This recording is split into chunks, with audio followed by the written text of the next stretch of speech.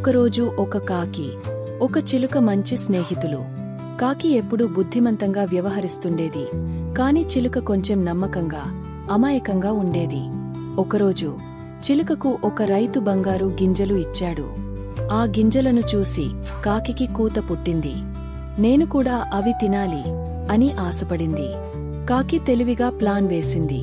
చిలుక దగ్గరకు వెళ్ళి, నువ్వు రోజూ ఒకే రకం గింజలు తింటే బోర్ కొట్టదు?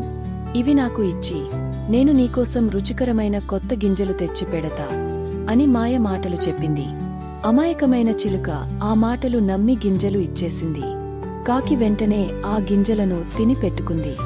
తర్వాత చిలుక తన కొత్త గింజలు అడిగితే కాకి నవ్వుతూ, అవి ఎక్కడో దొరికించాలి, కాస్త ఆగు అని తప్పించుకుంది. చిలుక బాధగా ఫార్మర్స్ దగ్గరకు వెళ్లి ఈ సంగతి చెప్పింది.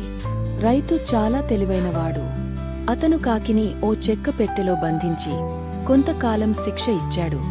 ఆ తర్వాత కాకి అర్థం చేసుకుంది, చిలుక అమాయకమైనా నమ్మకాన్ని మోసం చేయడం కరెక్ట్ కాదని.